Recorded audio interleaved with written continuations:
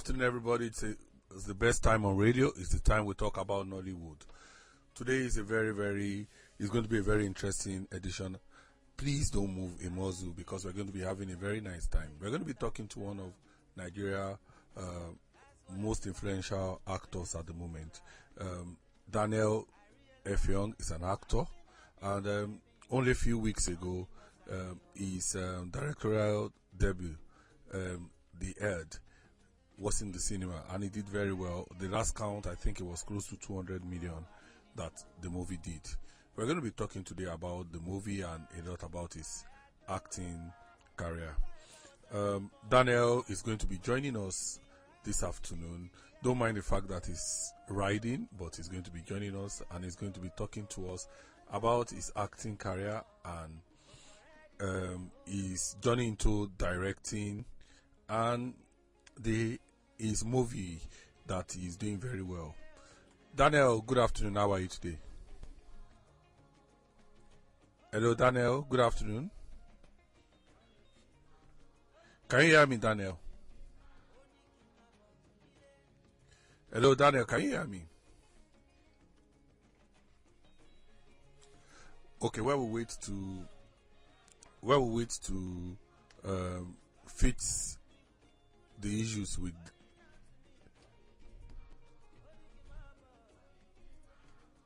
Hello, Daniel. Can you hear me now? You can hear me. Okay. Good afternoon. How are you today? How are you today? Just give us a moment to sort the technical issue. Just give us 1 minute to sort the technical issue.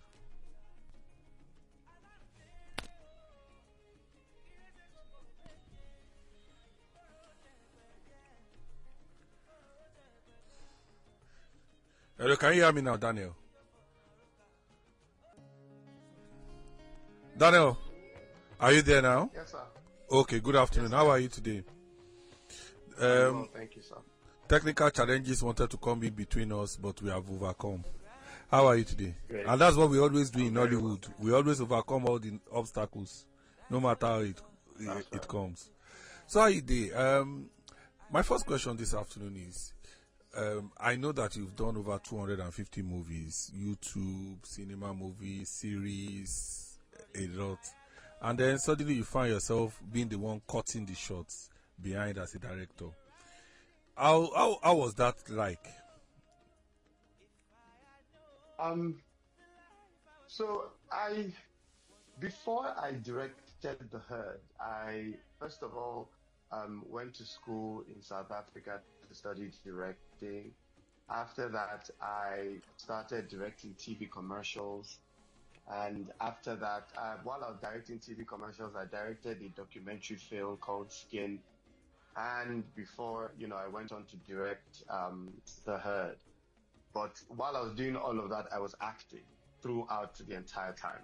So while I was mostly known as an actor, I was doing some quiet moves behind the camera. To answer your question, how did it feel to direct The Herd? I felt it was a dream come true because while I was doing all those things on the side, directing TV commercials, directing documentaries, I really desired to direct a narrative fiction, but I didn't have the opportunity and I didn't have the wherewithal to make that dream come true. So just when we called the first shot on The Herd, it was so surreal for me. I almost had to pinch myself, and find out if I was dreaming or if this was real. It was a fantastic experience, It was wonderful working with the actors, working with the crew. It was everything I dreamed of. But of course, as the teams everywhere in the world, especially Jerry, we had to rise to meet the occasion. We had to rise to the occasion. Okay. My next question is this: why did you choose that kind of story? A lot of people, there is this nurture in the kind of movies that people like to watch in the cinemas is either comedy or feel good or love story. And I know that you've done you yourself have acted in several other stories that I'm scared for you that sometimes when you tell your wife that I love you, whether she will believe you because of the number of times you said I love you on screen. So, what made you to pick that kind of story? As have you had? I know that with the insecurity in Nigeria now, it's really near home to see people who are close to us have experiences about kidnapping. Or have you had such experiences? What was the reason why you picked that story? Did you get my story before? Did you hear my question before the network went? No, I didn't. Sorry, Okay, I please. What said was the that. question? Why did you pick that kind of theme? A lot of people would have thought that with there are always notion that the films that sell in the cinema are comedy, love stories, and the rest. Why did you pick a story about kidnapping? I was asking that with the insecurity in Nigeria, have you experienced somebody close to you had such experience? Was it fiction or was it a true life story? So it was based on it was inspired by true events. The writer wrote it inspired by a testimony he had heard from his church where someone was kidnapped and miraculously got released, and this person was sharing his experience in church, and the writer got inspired by it. At the time when I had decided, I mean, I had reached a stage in my acting career that I felt I started to plateau and I was looking for more. I wanted to do stories that I cared about, impact-driven stories. And so I went in search of those kinds of stories. I was tired of the comedies and the rom-coms and the romance films. And I felt, Daniel, if you're not getting the roles that you want, why don't you tell your own kind of stories, stories that you're passionate about? So I went out in search for those kind of stories. And Lani Aishida was one of the writers I had spoken to, and I felt that we connected. And I told him, I was looking for a story that would move me, and he pitched different stories to me, and that particular story spoke to me, and it called out to me because it was an impact-driven story. It was high-stakes drama, and I felt Nigeria needed to experience that kind of storytelling right now because I grew up traveling by road in Nigeria, and right now we are at a stage where it almost feels like traveling by road is signing a death warrant, if you may, and it's quite tragic, and so I thought it would be an interesting story to tell. Also, the kind of characters in the story where the story was character driven. We had a strong woman who was fighting and did everything within her power to make sure her husband came back home. That spoke to me because as a kid, my father spent his time in prison as a political prisoner, and my mother spent all her days until her very last day trying and fighting for him to come back home to his family. And so when I read that story, it immediately struck a chord in me and rang a bell, and I was like, this is a story I would love to tell. And yeah, the rest is history.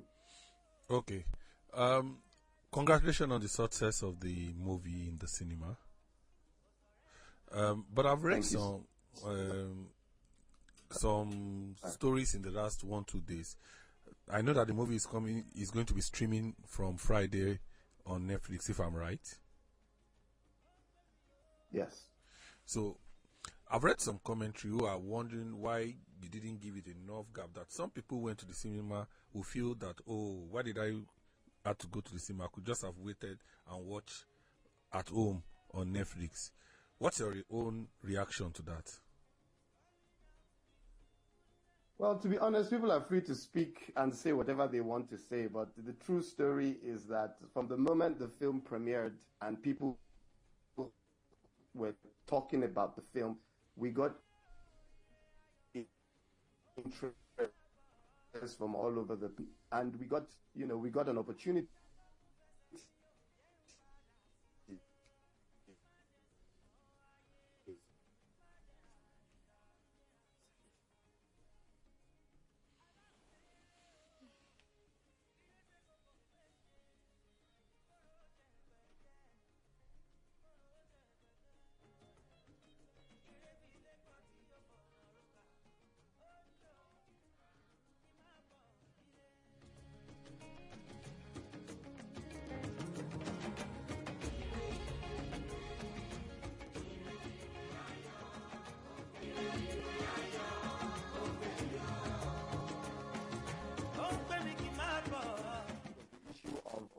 streamers are no more taking films and all whatnot, so we have to go to the cinemas. I said, okay, well, let's go to cinemas. And God being so kind, we did very well in the cinemas. And as we were going on that journey, the streamers came and say, hey, there's an opportunity to put this on the streamers. Would you take it? The alternative to that was to wait till maybe a year or two later when there'll be another window for the film to make it to the platform. And I thought, this film was originally designed for the streamers. It's an opportunity that you were praying for. Why don't you grab it? And it's an opportunity to make back our money quicker than waiting for some other time in the future where, a streamer will be able to take this film. And I'm like, we had a month in the cinemas. It's a great opportunity to be on the platform. Let's take it. And all my other partners agreed to take the opportunity, and that's how we got there. Okay. Daniel, I've been opportune to have a conversation with your wife on this show, and she said so many good things about you. One of the things she said is that you were properly brought up. And I've also been opportuned to interview your pastor, and he said good things about you. That's Pastor Bolaji. Wow. So I'm wondering, a lot of people always feel that being in the industry, being an actor, being a top actor that you are, that showbiz has to do with a lot of things, the women, the booze, the parties, but you are rewriting the story to be a good family man. I want to ask, what does it take to have all the fame and the rest and still be able to keep your head cool and be a good family man? Well, thank you first for that question. I think it's a matter of being aware of your value system, understanding what you value most. And for me, the things that I value most are my relationship with God, my family, my career, So I learned very early in my life that, you don't just wait and you don't just live life and, let things happen by chance. If you care about something, then you would take steps. You'll be proactive about securing that thing that you care about and making sure you nurture that thing. Making sure that you nurture that thing that you care about. So for me, if I claim that, I love God, I love my family, I love my career, and I'm not taking steps, I'm not taking active steps to make sure I preserve this thing that I care about, then I'm not worth my onions in any regard, So although I'm in the entertainment industry, if I care about my relationship with God, then I will take steps to make sure that I secure it, by working on my consecration, by, putting structures in place to make sure that I spend time with God, I spend time with my family, I give my career what is needed, and I'm not that young anymore, so I understand that, there are certain things that are fleeting. I don't get easily carried away right now by things maybe that I used to get carried away when I was much younger. So I understand the way the entertainment industry works, and I know some things are just a waste of my time and energy, and so I just focus. I focus on what matters to me and focus my time and energy on those things that I believe matter to me. Okay. I know that you are one of those who is well-read. You did a degree in chemical engineering from the Federal University of Technology in Mina, if I'm right. And Yes, you worked briefly in the oil and gas sector. And I know that that's the dream of a lot of young people. Then, even till now, a lot of people want to work in the Chevron, the NNPC. I'm wondering, why did you leave that sort of career to start the uncertainty water of Nollywood? Why did you leave? Because I'm sure that if you were still working in the oil and gas industry, I'm sure most of your contemporaries now will be EDs or GM. So why did you leave? Yeah. So, so like I stated earlier, I was fortunate early on in my life when I was very young to be mentored in a certain way. So my my perception of life was quite different growing up, and one of those things I was mentored in specifically is that there are certain things that matter in life, right, more than other things. So, and I'll quote a scripture here that a man's life doesn't consist in the abundance of things that he has. So for me, quality of life is not doesn't equate. Um, it doesn't necessarily mean having all the money in the world. To me, quality of life is about impact. You know what you leave behind. After all is said and done, you're not going to take all your billions into the grave. You're not going to send all your houses into the grave or into the next life. What you leave behind are the lives that you impacted, the people that you touched, young men and women that you raised. And so for me, I wanted a life of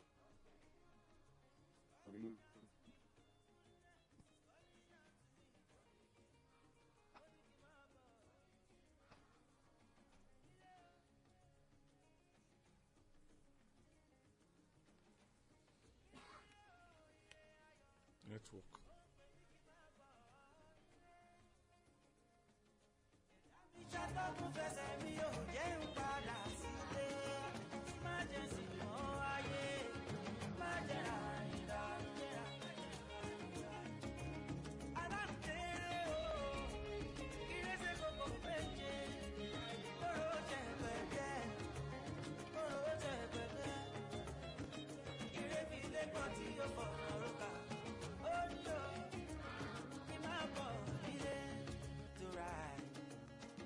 I realize the mountain I've been climbing is nothing but sand, yo.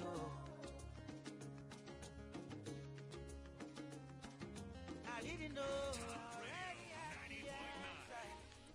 So we are back. You were telling us about what made your decision to join Hollywood. Yeah, so I was saying that, so I rounded up by saying that, that was it. That was what gave me the courage to quit engineering and go into entertainment and storytelling, because I felt it would get me faster to my goals of being impactful and leading an impactful life. Okay. Now, you've done the heads. It's successful. Are we going to see you more now behind the camera than in front of the camera? Yes, absolutely. I was back on set some days ago, and I was like, it's really not the same. Once you taste that level of, once you taste the, so for me, it's about control. When you have more control over the storytelling, you don't know how to. You struggle to go back to being on set again, where you have little or no control over the storytelling, and you just wish you can do more. You wish you can change things. So the thought is always, well, if you want to change things, be the example. Go out there and tell better stories. Go out there and make better films. Go out there and make the impact that you want to see. So yes, you'll see more of me as a director, as a producer. You'll see more of me telling stories. Okay. A lot of people feel that Nollywood is at a very funny stage. Years back, it was basically VHS. We released in the Dumota, and then we now started going to the cinemas. After that, the streamers came, and then the streamers now developed cold feet again, and now everybody has to go to the cinema before you can get attention of the streamers. What do you think about the stage that we are in Nollywood now? This meeting is being recorded. Sorry, sir, what was the question? I said that Nollywood has gone through different phases. Yeah. Years back, it used to be VHS, Then we moved. People start going to the cinemas. The streamers came. The streamers developed cold feet. A lot of people rushed to YouTube. Now it's in between. You have even one of the few lucky actors who a lot of YouTube producers find attractive. People going to the cinema find attractive, and the rest. So my question to you is, what do you think is the next thing that Nollywood should look up to?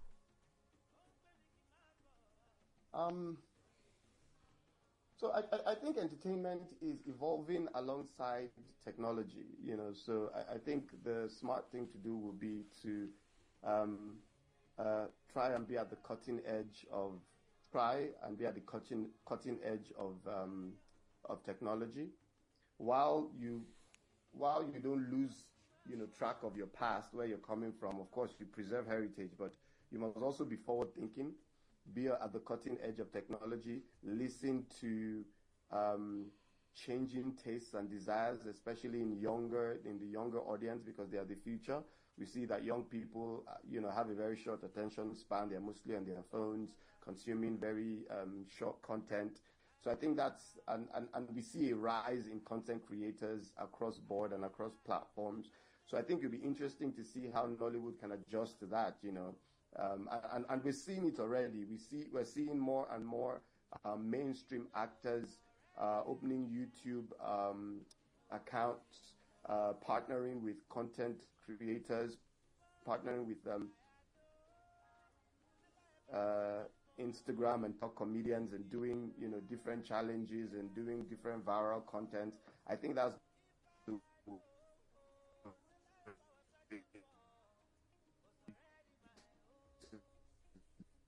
go. It's to I think and I think we are right on it. Entertainment is entertainment, and it will move towards demand from the audience. So I don't think the impact our industry. I think water will find its level. Will find a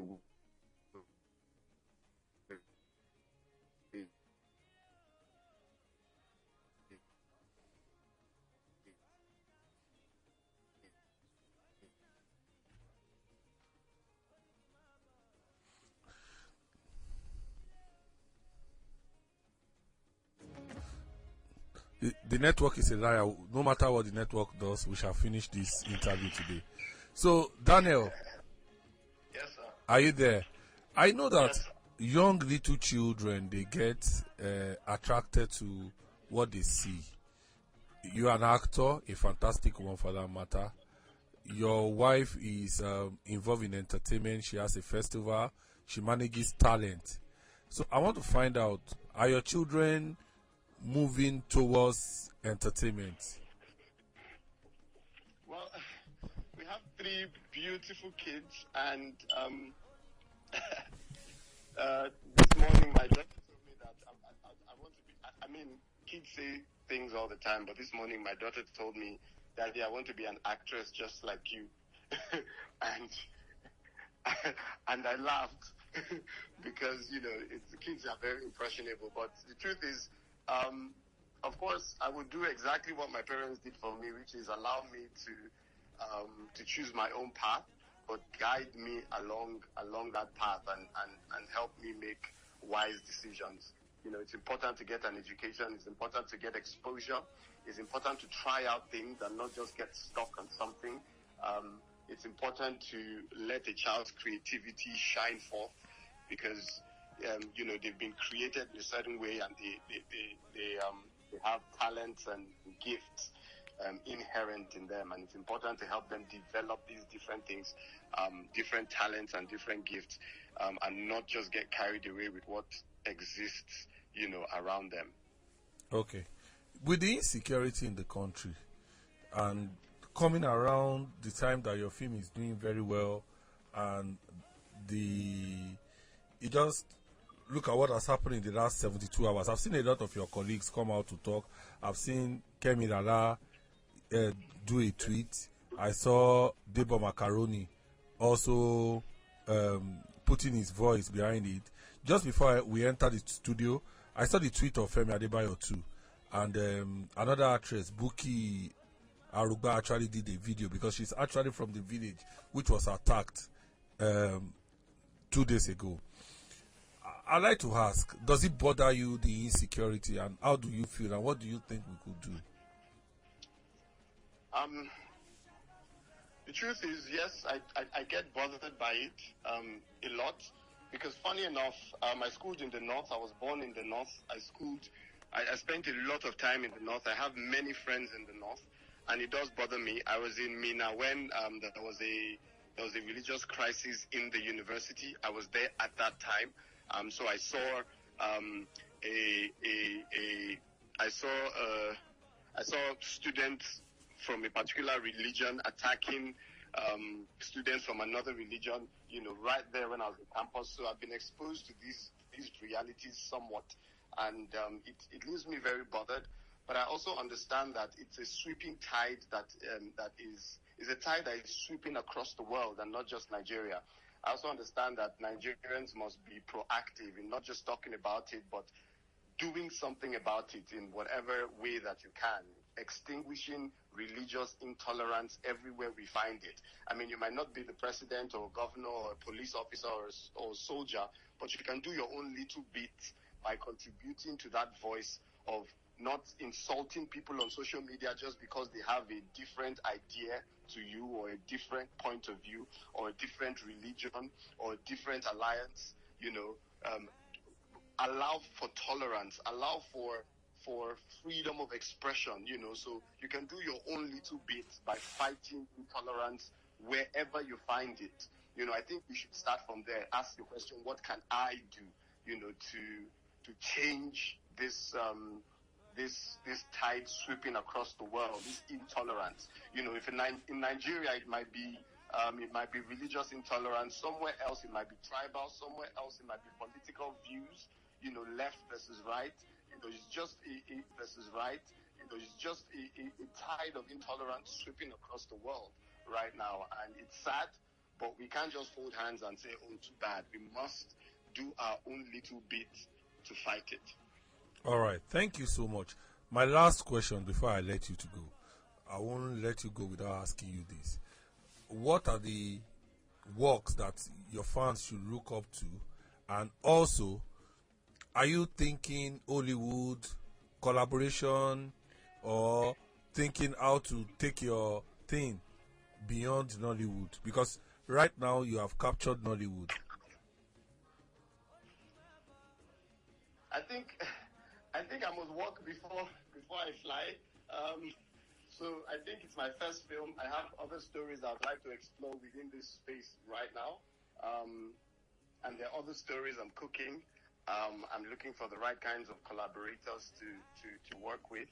But yeah, the future is very bright. I'm excited about this. I'm just starting. Trust me, I have a long, long way ahead of me to go. And I'm also open to international collaborations as well. Storytelling is global.